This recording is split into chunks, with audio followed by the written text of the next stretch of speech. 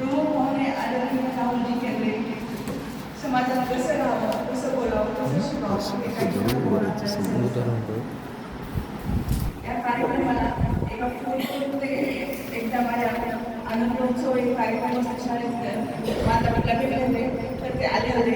तर खरंच त्यांचं एक आदर्श व्यक्तिमत्व आहे आणि आदर्श व्यक्तिमत्व असलेले आत्ताच ज्यांनी आपल्यासमोर खूप सुंदर मनोगत व्यक्त केलं असे साखरे सर, त्यांचे वक्तृत्व कर्तृत्व अफाट आहे. ज्यांच्या गोडवाणीतून असंख्य विद्यार्थी घडले असे उदयगिरी कॉलेजचे प्राचार्य श्री मस्के सर, साहित्यिक मराठवाडा साहित्य परिषदेचे अध्यक्ष आदरणीय धनंजय उसुरकर सर, राष्ट्रपती पुरस्कार विजेते आदरणीय मोपे सर, या सगळ्यांचं मी खूप आभार मानते. खरंच ताई मला एवढं छान माझ्यावर बोलले की मला असं वाटलं की मी जे काही कार्य केलं तर त्या कार्याचं मला पावती मिळाली. मला इथं सगळे जमलेले लोक एवढे प्रेम करतात की मला असं वाटतं की खरंच मी मागच्या जन्मी खूप पुण्य केले असेल म्हणून मला हे सगळा परिवार जमला. कारण मी आता या 31 जानेवारीला मी शासकीय सेवेतून निवृत्त झाले. फक्त मी शासकीय सेवेतून निवृत्त होत आहे, परंतु मी समाजामध्ये जास्तीत जास्त चांगलं कार्य करण्याचं ठरवलेलं आहे. ही माझी सेकंड इनिंग असेल. कारण माणूस किती दिवस जगणार आहे, काय जगणार आहे, कुठपर्यंत श्वास घेणार आहे कोणाच्याच हातात नाही. परंतु जोपर्यंत आपल्यामध्ये श्वास आहे तोपर्यंत आपण चांगलं कार्य करत राहावं, चांगलं वागावं, चांगल्या समाजात आपली प्रतिष्ठा निर्माण करावी असं मला नेहमी वाटतं. खरं सांगायचं म्हणजे खूप सुख वस्तू घरामध्ये मला दिलं होतं माझ्या वडिलांनी. भरपूर शेत होतं, शेत आहे, वाडा भरपूर चांगले सुकलेले आणि प्राध्यापक होते ते. परंतु तरी लग्नाच्या अगोदरच मला खूप मोठा शेतकरी व्हायचं आहे असं मोठे विचार घेऊन ते शेतीमध्ये बघाले आणि काय नष्ट नशीब माझं. परंतु जास्त प्रगती त्यांना त्यामध्ये करता आली नाही. आणि परत मग 2007ला माझ्या मिस्टरांचं देहावसान झालं. खरंच खूप मोठं आकाश कोसळलं होतं माझ्यावर की असं जगायचं तर कशासाठी जगायचं. खरंच जीवनसाथी प्रत्येकाला असणं खूप महत्त्वाचं आहे. जर जीवनसाथी असेल तर त्यांचं आयुष्य खरंच कणखर असतं. माझं कोणीतरी पाहिलं आहे, माझ्याकडं कोणीतरी आहे आणि मी चांगलं जगू शकते असं वाटतं. आणि खरंच आज बायकांचं आयुष्य जर पुरुष गेला किती वाईट असतं. ज्यावेळेस पहिली संक्रांत झाली तेव्हा मला कळलं. ज्या बायका मला गेल्या वर्षी खूप ओढू बोलत होत्या, ताई करायच्या, त्या बायका मला पाहिलं तर कोणीच काय बोलत नव्हतं. मला त्यावेळेस कळलं माझ्यात काय बदल झाला. फक्त माझा एक माणूस गेला, माझ्यासोबत माझ्या माणसाला बोलत नव्हते, मला बोलत होते. परंतु मला तेव्हा कळलं की खरंच बायकाचं विधवेचं आयुष्य काय असतं. आणि मला रडायचं नसतं. मी त्यावेळेस कविता लिहिली होती. मी म्हणलं होतं की रडायचं नाही, पुढायचं नाही आणि मरायचं नाही. मला रडायचं नाही, पुढायचं नाही, मरायचं नाही. मला एक आदर्श नारी शक्ती म्हणून जगून दाखवायचं. मला आदर्श नारी शक्ती म्हणून जगून दाखवायचं. मला साथ वाटायचं की आपण काहीतरी करावं, आपण रंजल्या गाण्यासाठी काहीतरी कार्य करावं. चांगल्यासाठी तर कोणीही करतं, चांगल्यासाठी तर जग आहेच. परंतु जे काही तळागाळात लोक आहेत त्यांच्यासाठी आपण कार्य करावं. खूप हे घेऊन गेले होते. तसंच मी एक बालवाडी काढली वनस्थळीची.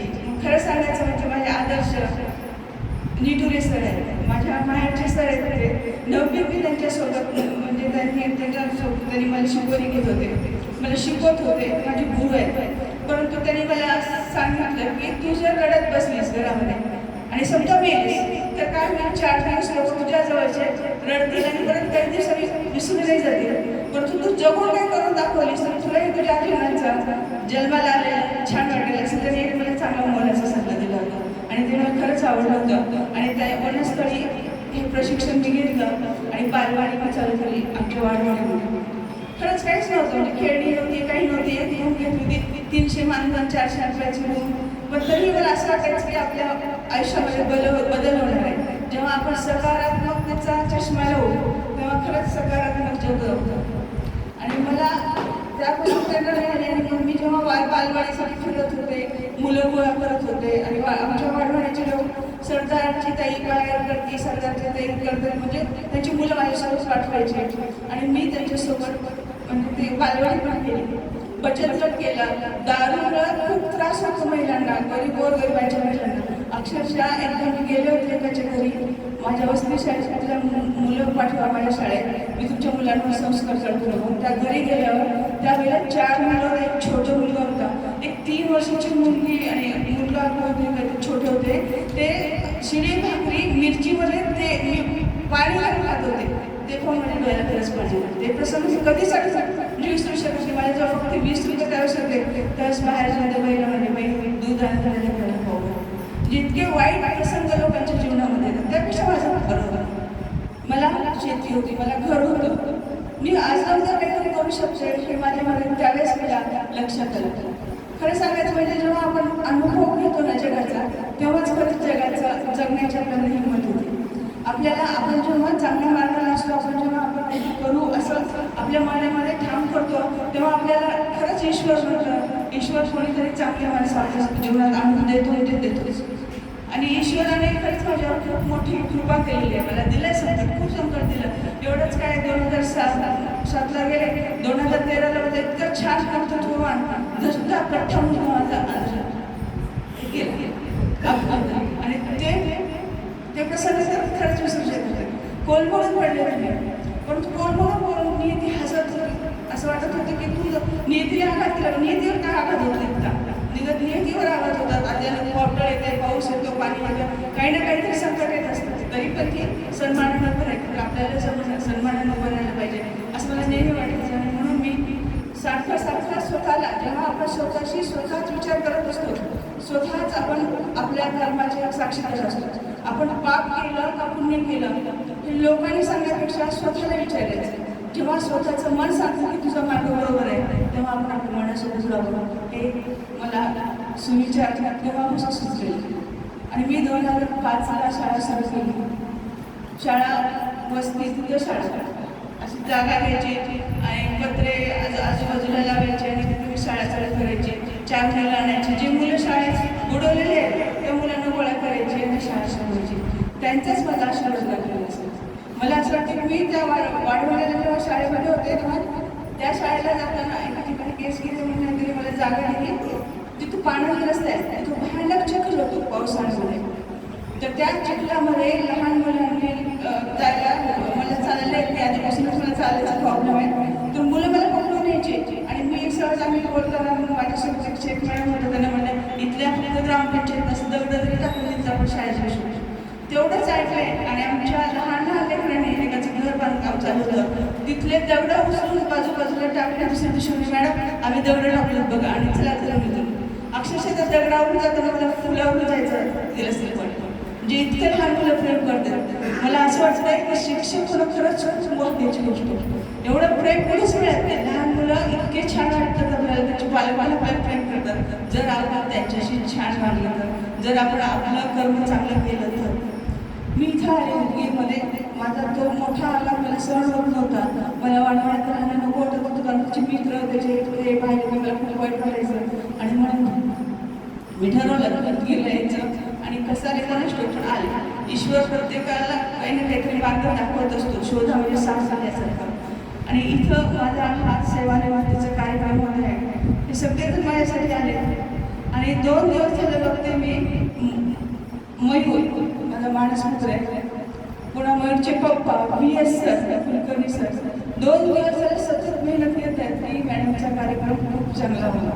VS सरांचा तर आदर्श खूप उदगी सरांना म्हणते, त्यांनी तन मन धन सगळं काही पाहून हत्तीबेटावर कार्य केलेलं आहे. त्यांचं कार्य पाहून कोणालाही प्रेरणा मिळते आणि त्यांचं कार्य खरंच खूपच वाखाणण्याजोग आहे. आणि त्यांनी खरंच असं चांगलं कार्य करावं. आता एक समर्थाचं मंदिरसुद्धा इतक्या अडचणीतून सुद्धा निर्माण झालं आहे. खरंच ते कौतुक आहे, कारण एक ब्रह्मांड नायक प्रत्येकाला न्याय देत असतो, परंतु थोडंसं उशीर असतं.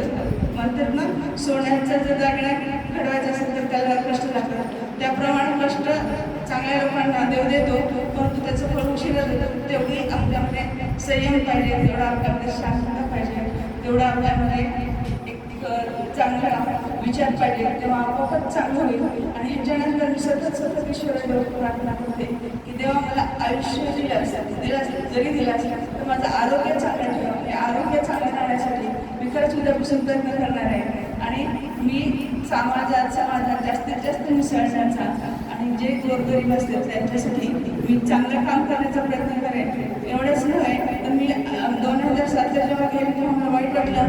तेव्हापासून मी ठरवलेलं आहे की मी प्रत्येक संक्रांतीला शैक्षणिक वाण देते शाळेत जाऊन. आणि कालच्यापर्यंत मी शैक्षणिक वाण दिले आणि यापुढे कुठल्या ना कुठल्या तरी शाळेत जाऊन माझ्या जीवनात आहे तोपर्यंत मी प्रत्येक शाळेमध्ये कुठल्या ना कुठल्या तरी शाळेमध्ये मी शैक्षणिक वाण नक्कीच संक्रांतीला देणार आहे. खरंच मला खूप भरून आले तुमच्या सगळ्यांचं प्रेम पाहून. तुम्ही एवढा वेळ माझ्यासाठी काढला, एवढ्या वेळाला सगळ्या मैत्रिणी माझ्या आल्या, सगळेजण सहकारी आले आणि माझ्या कौतुकासाठी सगळ्यांनी एवढा वेळ दिला, भरभरून कौतुक केलं.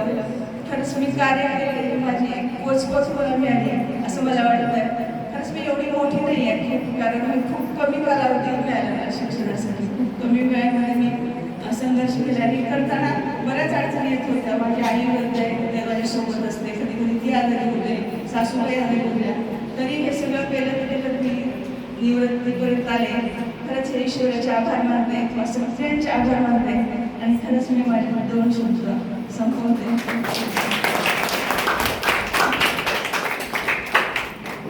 खूप खूप धन्यवाद. यानंतर आजच्या कार्यक्रमाचे सन्माननीय अध्यक्ष माननीय श्री रविशंकर अंबलकर यांचा विनंती करते.